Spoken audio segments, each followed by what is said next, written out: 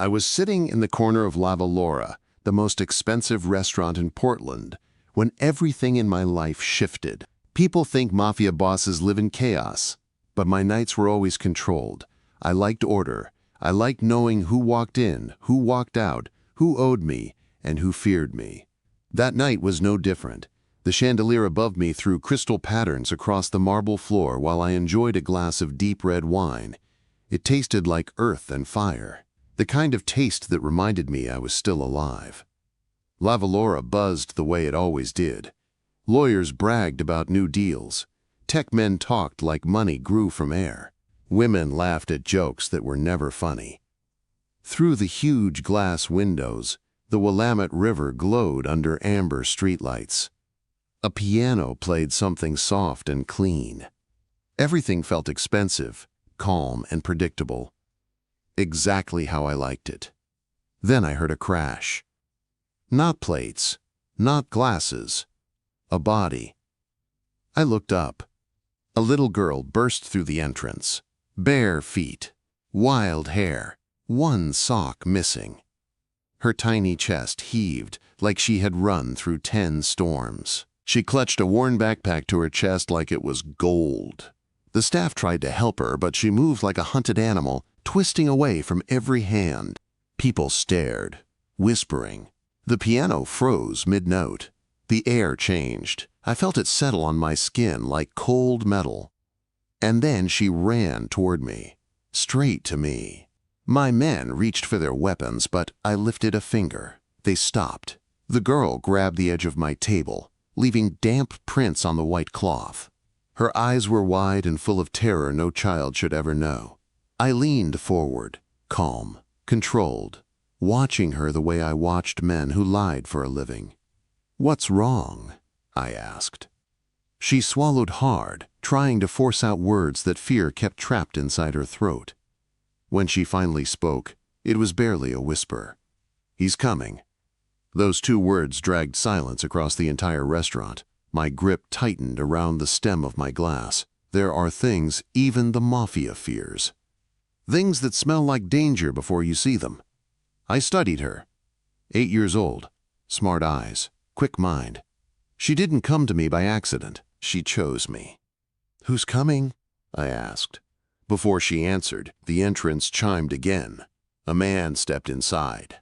Tall, polished, fake smile. A suit that tried too hard to look respectful. His eyes scanned the room until they found her, and something in that smile cracked. The girl's entire body shook. She grabbed my sleeve like it was the only solid thing in her world. And in that moment, I understood. She wasn't running from trouble. She was running from a predator. The kind the law often misses. The kind that moves through society, wearing a mask of kindness. The kind I hunt without mercy. He walked toward us like he owned the place, greeting the girl with a voice so sweet it made my jaw clench. "There you are, Maisie," he said. "We've been worried about you." She pressed herself into my side, shaking her head. I rose from my chair slowly, letting him see the difference between men like him and men like me. "You know him?" I asked her quietly. She whispered, trembling, "No. Never seen him at school. Never." Quote. He kept talking, introducing himself as some counselor from her academy, pretending she was confused. But Maisie's fear told the truth long before her words did. And then she said something that made the entire room freeze. "Sarah from 4th grade. She disappeared 3 weeks ago. I saw her backpack in his car." Her voice shook, but she kept going. "And her lunchbox. And candy he gave her. I saw it all. He watches us at recess. Every Tuesday. Every Thursday." My blood turned to fire. The man's smile died. His eyes shifted toward the exit. My men moved before I spoke. The room tightened around him like a trap. He knew he was exposed. And I knew exactly what kind of monster he was. I stepped closer, my voice low and razor sharp. "You walked into the wrong place tonight." The entire restaurant held its breath as the truth finally showed itself in the man's panicked eyes. Maisie clung to me with both hands. And the moment I saw her fear, real fear, something inside me snapped open like a storm breaking free. This little girl came to me for protection. So whoever he wasn't making it out of that restaurant untouched. The moment he realized he was trapped, the man's posture changed. His shoulders stiffened. His eyes darted from my men to the door to the girl clinging to my sleeve. His smile died completely, leaving behind the true face beneath it. Cold. Calculating. Dangerous in a way that had nothing to do with fists or guns. I knew that type. I hunted that type. Maisie trembled beside me, her small fingers gripping the fabric of my suit like she was hanging off a cliff. I lowered my hand just slightly, enough for her to feel the weight of it near her shoulder. I didn't touch her, not yet, but the message was clear. You're safe now. The man cleared his throat, trying to regain control of the situation. I think the child is confused, he said. My name is Kent Ashford, counselor at St. Cecilia Academy. I need to take her back to her mother. He lied so easily it should have been a sin. Funny, I said, keeping my voice calm. She says she's never seen you. Maisie shook her head fiercely. Her voice trembled, but her words were strong. He's not from my school, not the office, not recess. He's lying. Ashford's jaw tightened. He tried to soften his face again, but fear had already cracked the mask. Before he could speak, Maisie pulled in a shaky breath. I saw my friend's backpack in his car. Sarah Keir. She vanished 3 weeks ago. Everyone keeps saying she moved, but she didn't. He took her. A quiet gasp rippled across the restaurant. The air thickened with dread. Even the waiters froze. I stepped in front of her, blocking Ashford's view. You heard her, I said. Now tell me why an 8-year-old is running barefoot through the streets, screaming your name. He raised his hands a little, pretending innocence. She's confused. Children make up stories. You know how? No, I said, cutting him off. I don't know. Explain. His eyes hardened. This is a misunderstanding. Let me take her. We can discuss this outside. Outside? I repeated slowly. Why outside? His breathing hitched. Not much, but enough. My second in command, Cade, appeared at my side and discreetly lifted his phone so I could see the screen. He had already run the man's name. He always moved quickly. There was no Kent Ashford listed under St. Cecilia Academy staff. Not even close. I looked back at Ashford. You don't work at her school. Maisie sucked in a breath, clinging tighter to my sleeve. Ashford's fake calm shattered. His eyes darkened with something uglier than fear. Something primal. Something hungry. And I knew exactly what he was. He took a single step forward. Bad move. Cade's hand landed on the man's chest, stopping him cold. The muscles in Cade's arm barely shifted, but the message was clear. Move again, and you won't be leaving this building on your feet. Ashford's voice lost its softness. He snapped. Get your hands off me. I know my rights. You know nothing, I said, especially about how this room works. He tried to twist free. Cade didn't budge. The man might as well have been fighting a brick wall. Maisie stared at him with wide, shaking eyes. You took Sarah, she whispered, and then, shockingly, the man lunged. Not at me, not at Cade, at her. His hand shot toward Maisie, fingers curved like claws. I grabbed her and pulled her behind me in one smooth motion, my other hand reaching for the weapon concealed under my jacket.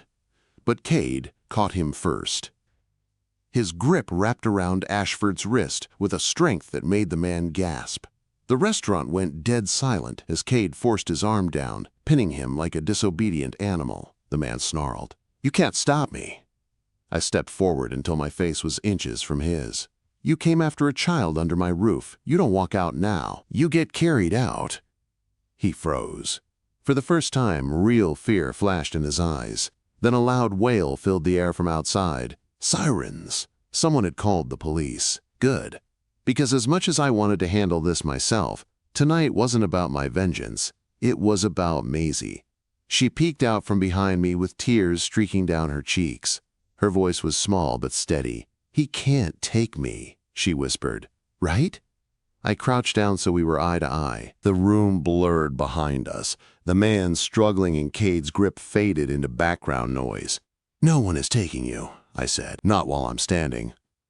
Her tears fell faster, but so did her breathing. She leaned into my shoulder like she believed me, like she trusted me.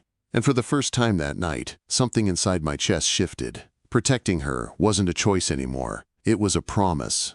The police burst through the doors moments later. The lead detective scanned the room, her eyes sharp, trained, and already irritated by what she saw.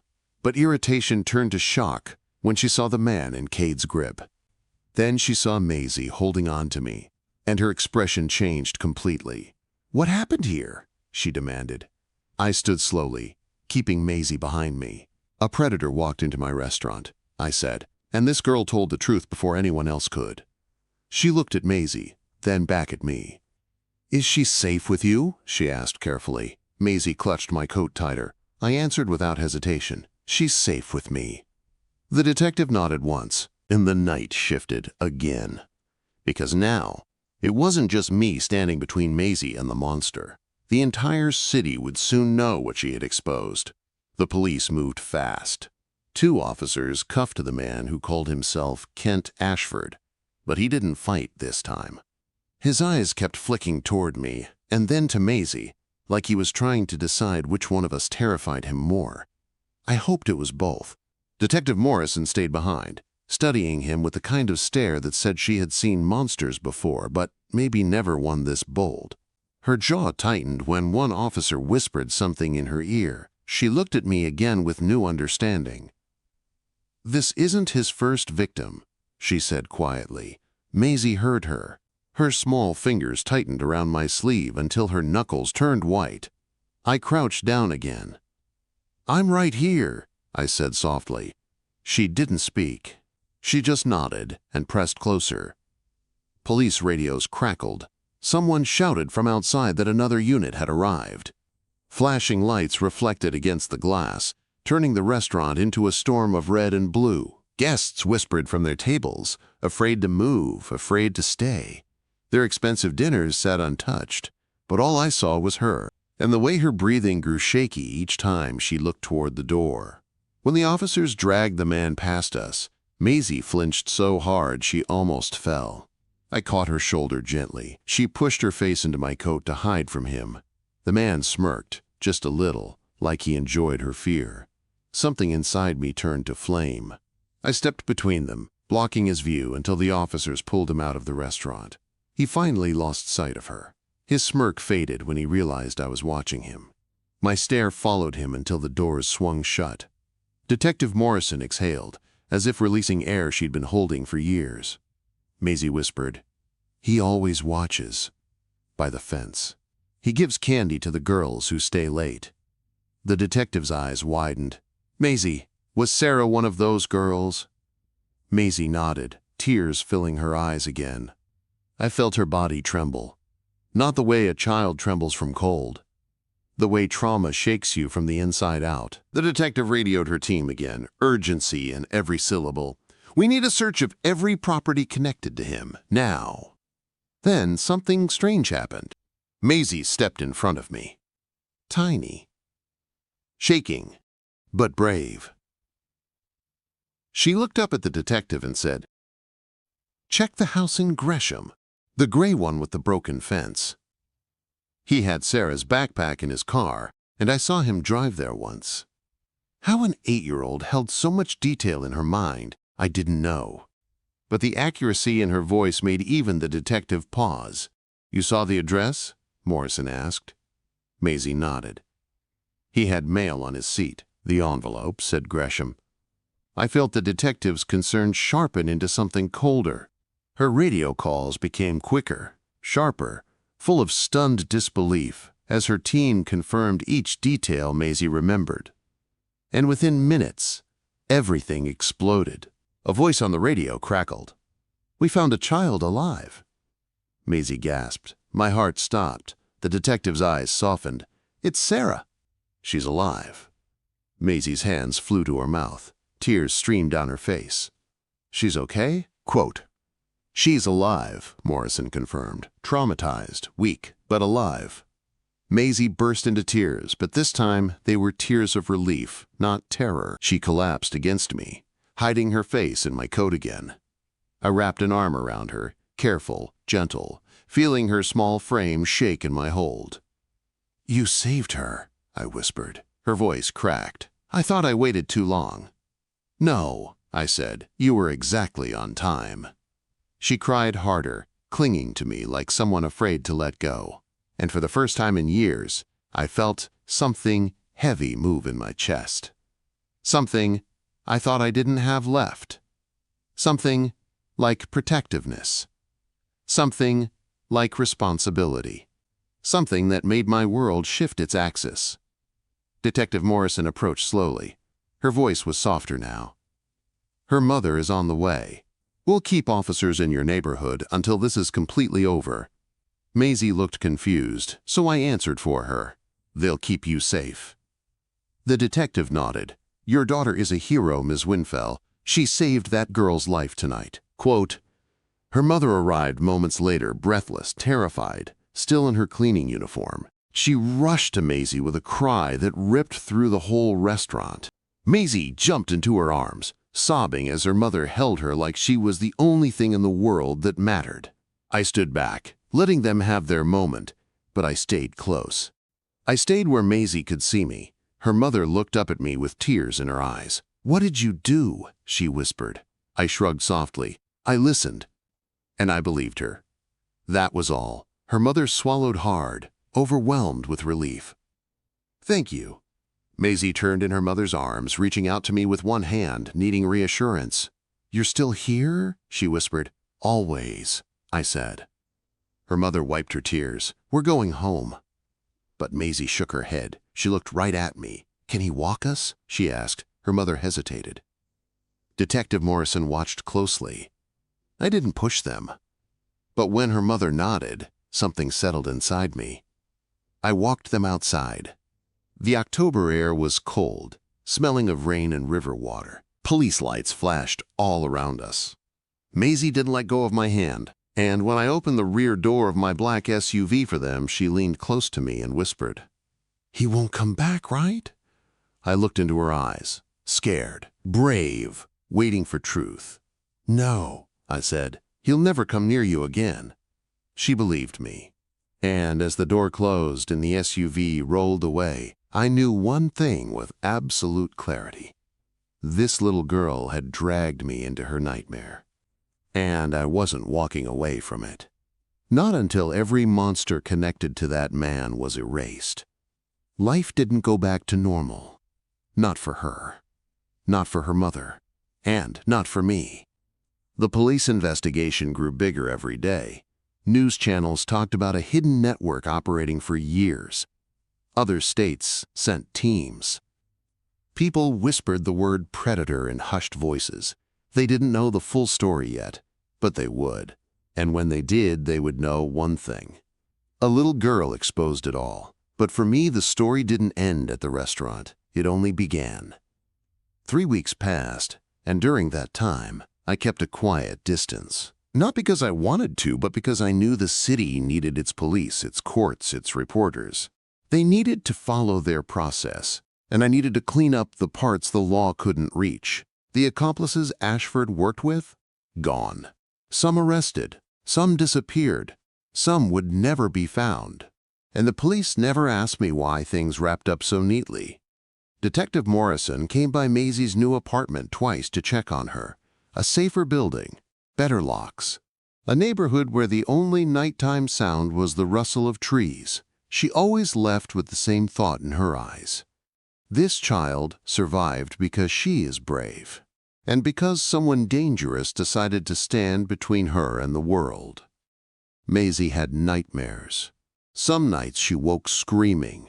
Other nights she cried in silence. But she always calmed when her mother whispered to her. Sometimes she held something else for comfort. A folded business card I'd left in her mother's hand without a word. Lucina never called the number on it. But she kept it. And somehow I knew she would call if she needed me. I wanted her to. I wanted them both safe. One cold Thursday night, a month after the incident, I was back at Lava Laura. Same table, same wine, same low piano music drifting through the warm air. But something felt different. Maybe it was the way the chandelier light looked softer. Maybe it was the empty seat across from me that I wished wasn't empty. Maybe it was because the truth had settled in. I missed them. I missed the little girl who clung to my sleeve with absolute trust. And I missed her mother's eyes, tired, strong, and full of a kind of quiet bravery I rarely saw in adults. I was thinking about both of them when I felt someone looking at me. I lifted my eyes. They were standing outside the restaurant, Lucina, and Maisie holding her hand. Cold wind pushed past them, but they didn't move. They just stood there, watching me through the glass. Something pulled inside my chest, something I hadn't felt in a long time. Then Lucina gently pushed open the door, letting the night air follow them in. The maitre d' stepped forward, confused but respectful. He remembered them. Everyone did, but he stepped aside. They walked toward my table with soft, hesitant steps. Maisie's eyes searched the room until she spotted me. She smiled, small and shy. I stood immediately. Lucina's voice was quiet when she spoke. "Maisie wanted to see you." Maisie nodded. I needed to ask something. I moved around the table and knelt so she could look at me without fear. "What is it?" I asked. She bit her lip. Her small fingers twisted the sleeve of her sweater. "He won't come back," she whispered. "Not ever, right?" She had asked me before, but tonight felt different. This wasn't fear from a child. This was a question she needed buried so deep it never rose again, so I looked her in the eyes. No softness, no careful phrasing, just truth. "No," I said. "Men like him don't come back, not when I know where they are." She exhaled, and her shoulders dropped in relief. She leaned forward and hugged me. For the first time, she reached for me, not because she was scared, but because she felt safe. I hadn't been hugged like that in years. Maybe ever. When she pulled back, she gave a little nod, like she had finally closed that chapter inside her head. Lucina watched the whole thing, her eyes shining with gratitude and something warmer, something that made the room feel less cold, less sharp. "Mr. Venaro," she began softly, "I don't know how to thank you." "You already did," I said. "You raised a girl with more courage than most men I know." Her cheeks flushed, just slightly. She lowered her gaze, smiling in a way that hit me harder than I expected. For a moment, it felt like the whole restaurant faded. There was only the warm glow of lights, the piano filling the air like a soft heartbeat, and the two people who had stepped into my life and rearranged it without trying. And then Lucina said something that surprised even me. "Would it be all right if we joined you for dinner?" Maisie tugged on her hand excitedly. "Please?" I looked down at the small girl who saved another child's life, then at her mother, who had survived countless hardships with strength no one ever applauded. Dinner? It felt like more than dinner. It felt like the beginning of something I hadn't had in a long time. A connection, a future, maybe even a family. I smiled. A real one. "Yes, sit with me."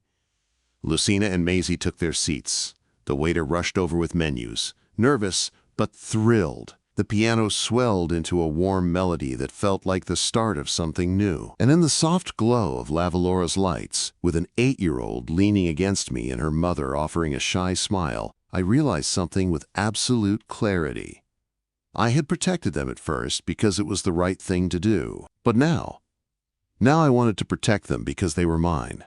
In a world full of darkness, they had become the one thing worth fighting for.